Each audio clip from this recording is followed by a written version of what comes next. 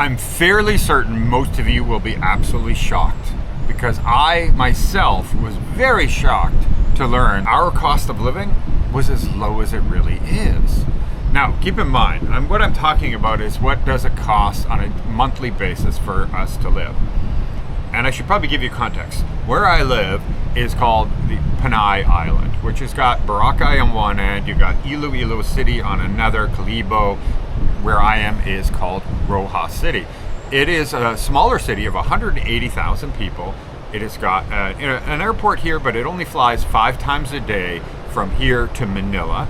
It has great malls. There's 9 malls in the city. One is an SM mall, one is a Robbins mall. Both of them are fairly new. Big, expansive, new, modern area being built, like a township, similar to like BGC, Makati, Eastwood, that kind of thing. But it's actually bigger than Makati and BGC combined. So it's going to be very large, and they're planning a lot more green space than those type of projects. So there's a lot going on in this city, and I really love it. I love the culture that's here. The downtown is really beautiful, and the rivers that run through it. But then, of course, the selling point for me was this big, long, expansive beach. This beach is approximately 18 kilometers long. It's considered the longest continuous beach anywhere in the Philippines.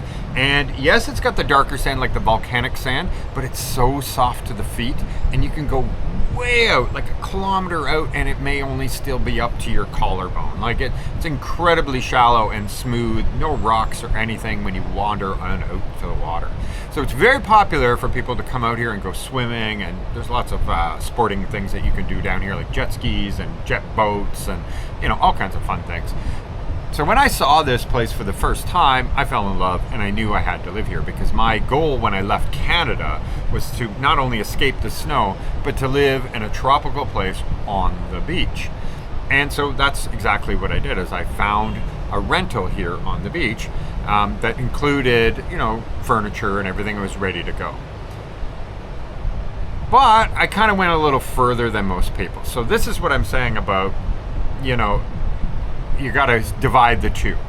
So I also bought a bar along with some investors right on the beach here, and it is still kind of new. It was open in June 23rd, and so we're now about 5 months in, and it does not make money yet, right? So right now I continuously put anywhere from 100,000 pesos to 200,000 pesos each month into the business to keep promoting it, growing it, expanding it, improving it, and just cover operating costs and stuff like that, especially through the rainy season. So that I'm not including in my monthly budget, because the average person isn't going to be dealing with that. So I just wanted to give you an idea of just the house and just my daily living, my rent, that kind of thing, and what does it actually cost. Again, I was shocked by this. Now, again, another thing is I did a lot of improvements on this rental house because I did a long-term lease on it. And it didn't have what I wanted, but it had the beach I wanted. And I wanted to live right on the beach, right down the street from the bar. So I had to make some sacrifices and say, okay, I'm going to do all of this work. But let's just assume that you found a rental here in the Philippines. You're probably going to find a rental for between 10,000 and 20,000 pesos a month pretty easily, furnished, ready to go. And so that's the part I think that most people will be interested in, can learn the most from a video like this, is that kind of budget. But keep in mind, what I do, what anybody else does, may have nothing, absolutely nothing to what you or somebody else might want. I have friends that spend 20,000 US dollars every single month living here in the Philippines, because they live their absolute best life and never need for anything, and they can. And then I have other people that I know that live on $400 or $500 a month and live a more simpler life, and they're very happy. So there is a huge range, and everybody's going to be different, and it all depends on what are you expecting and what do you want out of life. But I do know that where I came from in Canada, there is nobody that's living on $500 a month. Unless you're living at home with your parents for free, you're not living on $500 a month. So there immediately is the big improvement. So this house is 2-story. It's got a 1-bedroom up top, and that's what came with it, with a bathroom that was just located downstairs. and I improved on it. I made it twice as high and put a bathroom upstairs, and I enclosed the downstairs and made myself a whole living room, sort of kitchen sort of thing. And then recently I built this big outdoor dining room that literally finished 10 minutes before I started recording this video. I absolutely love it, and it's got the lights for at night, the electricity here, so I can plug your computer in and do my editing out here and just hang out. We can do live streams here, and I can sit out and look at this absolutely gorgeous view and listen to the ocean waves crashing with very, very, very, very little other noises.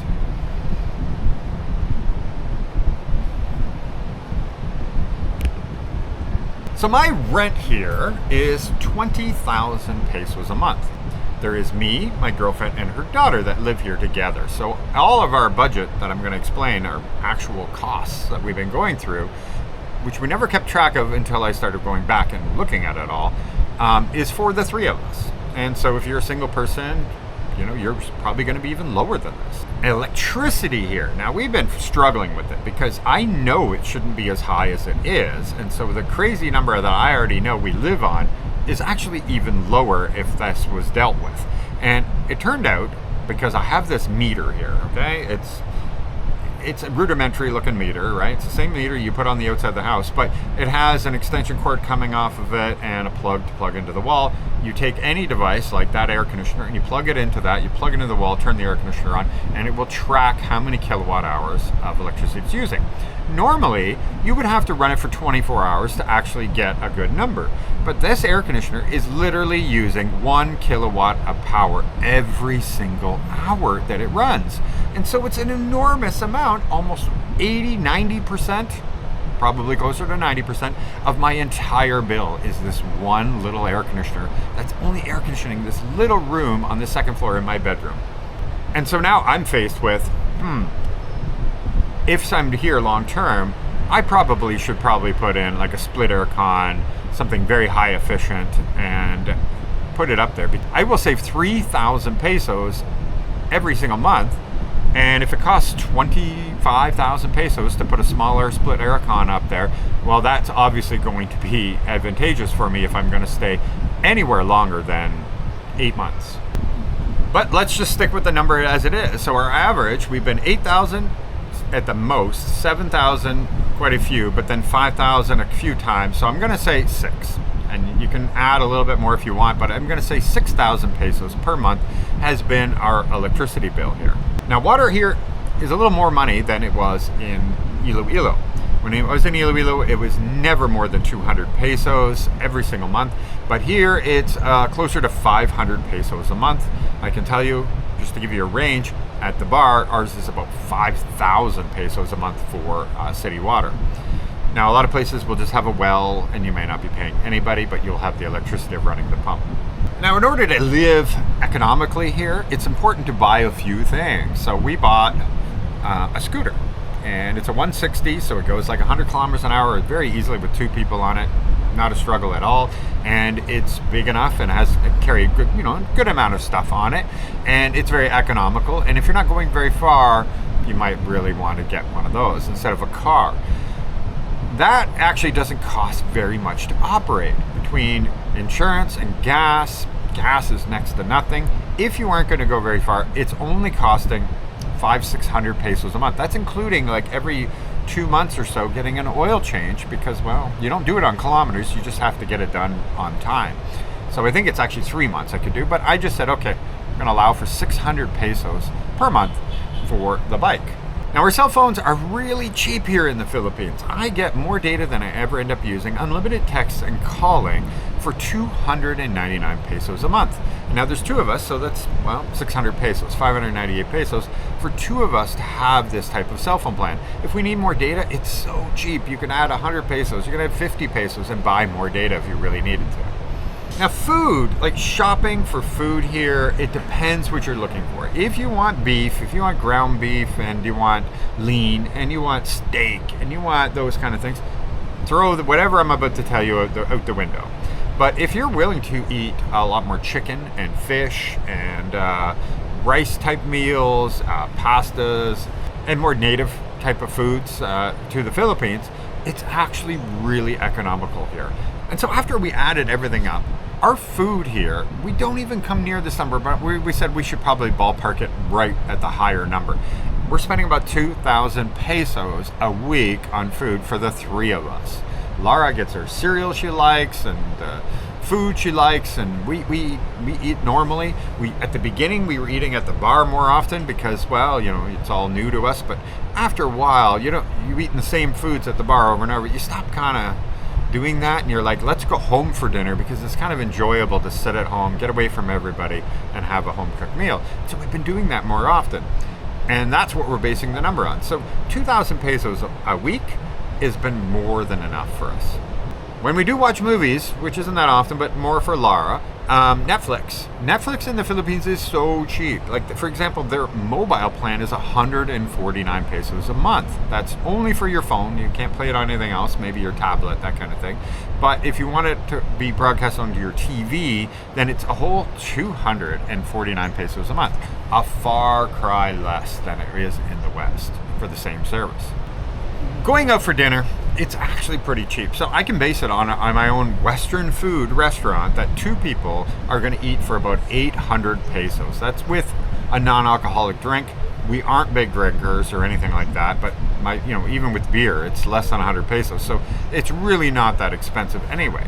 But yeah, let's just say 800 pesos every time you go out for dinner. Now, if you're eating good food at home, you have this kind of lifestyle where you're sitting here on the ocean and watching the sunset for dinner, how often are you really going to want to go out for dinner anyway? As you can see, I've gained a follower over here. Lara's joining in at the back here. So cute. Now, clothing, people are like, well, what about your clothing and those kind of things? I don't buy a lot of clothes. I'm going to be very honest. I buy some t-shirts every once in a while, but that's about it. We really don't buy a lot of clothes here. Of course, for Lara and Catherine, they'll buy sometimes, but Uka is so cheap, which is like the used clothing stores, but it's not Philippines used clothing. It's the stuff from America and Canada that is sold here to the Philippines and then made available for sale in these Uka stores. And so it's really economical, $1, $2, that kind of thing. So we really honestly don't spend very much money on clothing. It's really difficult to budget. You could say that my budget should be a few dollars more if you really wanted to, but we can't remember, other than a couple t-shirts, buying any clothes. So as crazy as it sounds, that is all our costs of our life living here. If we take away the bar and say we didn't do all these upgrades on our rental house, say you just found a rental house that has what you're looking for, then that's it, you're done. You rent your house and everything is included other than your utilities, and that can be your life here, living like with this kind of view, or maybe a mountain view, those kind of things. And I never thought of it that way. Like, I always thought, oh, we must spend $1,000 to $2,000 a month living, but we don't. We actually spend it all on the bar. But yeah, it's incredible what you can get here in the Philippines still in 2024. And I know there's so many people out there that are watching these videos and they're like, yeah, but that person said $3,000 a month isn't enough. Now, people are going to say, well, what about healthcare and those kind of things? And we've had talks with Michael Onstad. He's fantastic. All the expats like using him. He's a health insurance agent for Pacific Cross, and he has been helping tons of people. I'm sure many of you already know him. He's in every expat group, that kind of thing. Everybody knows him. Everybody uses him. He has a great reputation. And for a lot of people, especially I'm not retirement age, it's only 18 to 20,000 pesos a year. Now, if you come here with a substantial amount of money, say you sold your home and you're retired, that kind of thing, well, you just have to set aside the worst case scenario at a hospital's cost, which is about $30,000. So that is like a quadruple bypass type thing. It's about 1.8 million pesos, that kind of thing. You have that set aside there, you're going to be actually covered for the biggest catastrophe that could have possibly happened to you here. And so that really does depend. If you don't have very much money, you're going to need to get the health insurance, and then you might want to go for the no deductible, and these kind of things will change your numbers. depending on your health and your pre-existing conditions and all these things that are going to come into play, because if you have some pre-existing conditions, you may never get covered for them, and therefore you do need money set aside for anything that relates to those pre-existing conditions. I'm not going to get into the whole insurance thing on this, but technically, yes, you can add another $400 a year, $500 a year, for somebody my age to have a no deductible health insurance that will cover you for almost everything possible that you're going to run into.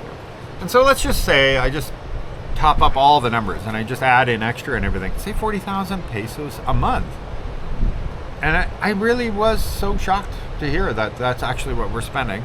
Really told me how much money I'm spending on the bar. Like I said, it really opened my eyes. But yeah, it's incredible. Now again, I spent a lot of money on this house. I spent 250,000 pesos on this house. And now I'm going to enjoy it for the next 2 to 3 years because, well, I put the investment into it, and this has been my dream, and I found my dream. And there'll be plenty of people in the comments that are going to be like, "You're crazy, do it to somebody else's rental," or whatever. But here I am. I'm only paying 20,000 pesos a month. And so therefore I can see the extra investment is totally worth it. Anyway, so let's hear from all of you. There's many people who watch this show who have lived here or do live here in the Philippines. Maybe they live in Vietnam, maybe they live in Thailand or somewhere else. Therefore, I want to hear from you. Put down below, what is your total monthly spending? And out of that, just put in what your biggest thing is in the comments. I want to see it because I think most people will see that it depends on how often you go out. If you like to drink, you spend all day drinking, that kind of thing. There's plenty of people that love that. Well, then, of course, the numbers are going to add up. Maybe you're traveling a lot. I just don't call that cost of living. I travel a lot too.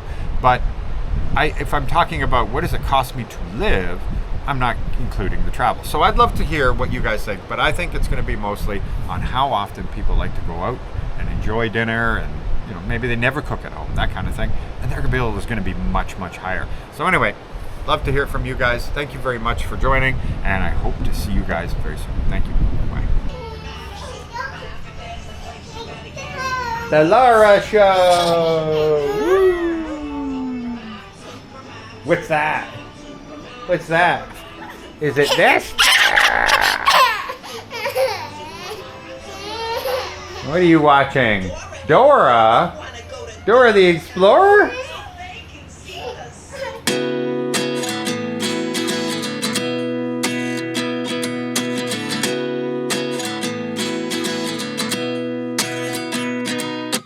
At 29 and I find myself wondering what did happen to the last 10.